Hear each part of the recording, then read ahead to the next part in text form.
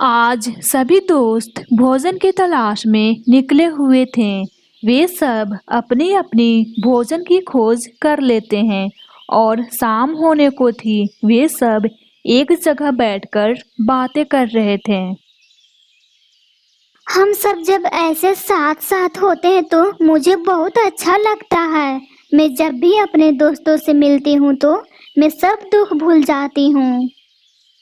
चिड़िया बहन जो सारी जिंदगी साथ में गुजारी है, अब तो मेरी ईश्वर से यही प्रार्थना है सब साथ में ही मरे। कोमल चिड़िया, एक तो तुम हर समय मरने की बातें करते रहते हो, मुझे तो मरने से बहुत ज्यादा डर लगता है। बुलबुल बहन, आप तो कबूतर की बात ही पकड़ लेते हो और हर समय लड़ाई करना शुरू कर देते हो कोमल चिड़िया से। कालू भैया, जब आप चोरियां करते थे तब जिंदगी ज्यादा अच्छी थी या अब ज्यादा अच्छी है? चिड़िया बहन, सच पूछो तो जब मैं चोरियां करता था खाने को भोजन मुफ्त में ही मिल जाता था, लेकिन मेरा कोई दोस्त नहीं था। अब मैं जब अपने दोस्तों से मिलता हूँ जिंदगी का मजा ही कुछ अलग है। सब पक्षियां बातें इसी तरह कर रहे थे, तब कोमल चिड़िया की नजर आसमान की तरफ जाती है। चिड़िया बहन, जल्दी घर चलो, देखो पूर्व की दिशा से काले घटाएं छा रही है। अरे ये बादल कैसे अचानक से आ गए? जब हम सभी भोजन की खोज में निकले थे तब बादल तो नहीं थी। मुझे तो ऐसा लग रहा है आज से सावन की शुरुआत होने जा रही है। मैं तो कब से बारिश का इंतजार कर रहा था। जो इतनी गर्मियां पड़ रही हैं, ये कुछ कम हो जाएगा गर्मियां और सब नदी नाले भी भर जाएंगे। टूनी चिड़िया बहन, आज बारिश आए तो आए, आज हम लोगों के पास भोजन भी है। क्यों ना आज की रात हम सब इकट्ठे ही गुजारें और सावन की पहली बारिश मिलकर देखें। कोमल चिड़िया की बात तो ठीक है, मन तो मेरा भी कर रहा है। तो फिर आज सब मेरे घर रुक जाओ। नहीं बुलबुल बहन, आपके घर में 2 घोंसले हैं, वो भी इतने नर्म नहीं हैं। आज सब मेरे साथ चलें। आज की रात सब मेरे घर गुजारेंगे और सावन की पहली बारिश सब देखेंगे साथ में मिलकर। वे सब पक्षियां टूनी चिड़ियाघर चले जाते हैं और वे अभी टूनी चिड़ियाघर पहुंचे थे। आसमान के बादल जोर से गरजता है और तेज बारिश शुरू हो जाती है। बारिश कुछ ज्यादा ही तेज थी। मैं तो खिड़की वाले घोंसले में ही बैठूंगी। उस घोंसले पर सबसे पहली मेरी नजर गई थी, वहां पर मैं ही बैठूंगी। लो, अब इनकी फिर से लड़ाई शुरू हो गई। बुलबुल, तुम तो मेरी हर बात पर जिद करने लगती हो। आप सभी बताओ, खिड़की के घोंसले के पास सबसे पहले किसने बात किया था? सब पक्षियां जानते थे कि बुलबुल कौवा किसी की बात नहीं मानेगी, इसलिए सब पक्षियां बुलबुल को ही बोलते हैं। फिर बुलबुल झट से उस घोंसले में चली जाती है। वाह, ये मिट्टी की सुगंध कितनी अच्छी लग रही है और पेड़ों के पत्ते तो हवाएं से गूंज रही हैं। दोस्तों, मेरा तो मन करता है हर समय सब इकट्ठे ही रात या दिन गुजारें। आज कितना मजा आ रहा है। हम सब दोस्त जो साथ साथ हैं। मम्मा मम्मा, आज बारिश की मौसम है। ऐसे मौसम में आप मुझे कहानियाँ सुनाया करती हैं। आज भी मुझे कहानी सुनाए ना मम्मा। मुझे भी कहानी सुनना है माँ पिताजी, आप लोग कहानी सुनाए ना। कालू, बच्चों की कहानी चील वाला सुनाए, जब हम सब चील के जाल में फंस गए थे। अच्छा ठीक है, मैं सुनाता हूँ। तब फिर सुनो। गोलू, तुम्हारी मम्मा और ये कोमल आंटी गंदी कहती हैं। आप तो ये बातें ना करें, आप तो कहानी सुनाने वाले थे ना। अच्छा ठीक है, मुझे माफ करो, अब बच्चों को कहानी सुनाने दो। हम तीनों शुरू से ही दोस्त थे। एक दिन हम सब नदी से पानी पीकर लौट रहे थे, तभी रास्ते में एक बूढ़ी चील बैठी थी।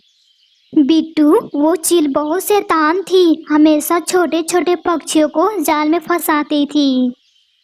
फिर उस चील ने हम सब से कहा, बच्चों तुम सब कहाँ से आ रहे हो? मेरे पास घर में ढेर सारे लड्डू हैं। अगर किसी को लड्डू खाने हैं मेरे साथ मेरे घर आए और खूब सारे लड्डू खाएं। इतने भी हम सब छोटे ना थे, लेकिन लड्डू को सुनकर हमारे मुंह में पानी आ गया और हम सब उस चील की बातों में आ गए। बिट्टू, सबसे पहले आपके पिताजी ही राजी हुए थे चील के साथ लड्डू खाने के लिए। फिर कालू कौवा को देखकर हमारे मुंह में भी पानी आने लगे। नहीं नहीं टूनी चिड़िया बहन, आप दोनों भूल रहे हो। पहले लड्डू खाने के लिए मैं चील के साथ जाने के लिए तैयार हुई थी। फिर तो तुम्हारी शुरू से ही नीयत गंदी है। आगे सुनो अपने पति जी की कहानी।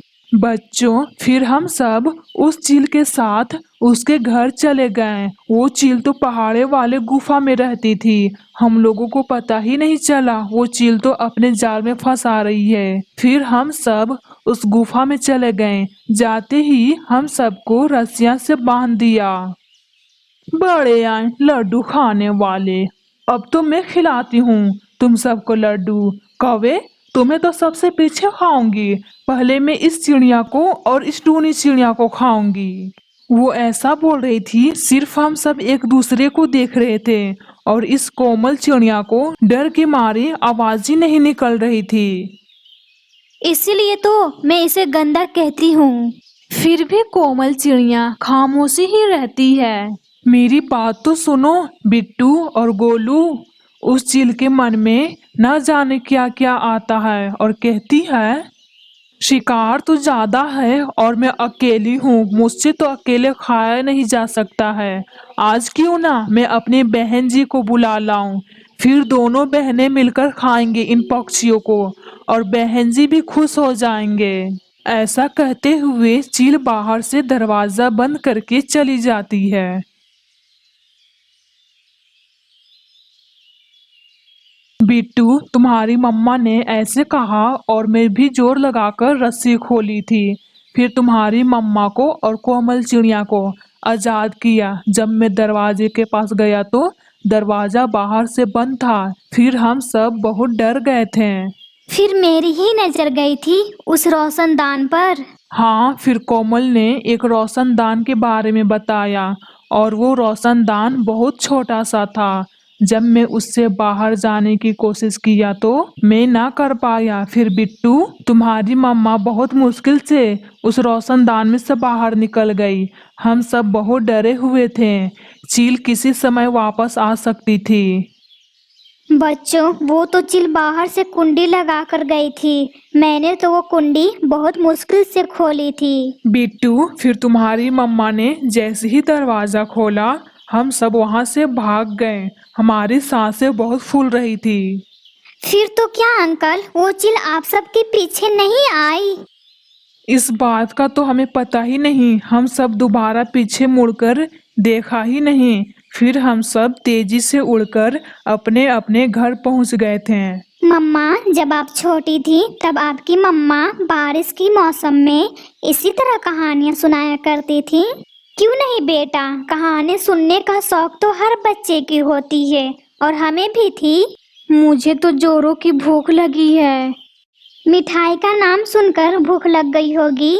मेरा भी बहुत मन कर रहा है मिठाई खाने का।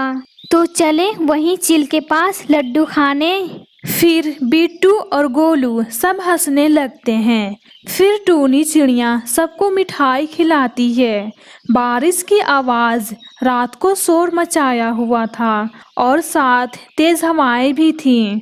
लेकिन सब दोस्त सुरक्षित थे और अपनी जिंदगी ना भूलने वाली रात सब इसी तरह एक रात गुजारते हैं और सब मिलजुल कर खूब मस्तियाँ किए और सब साथ में हंसी खुशी से रहने लगते हैं।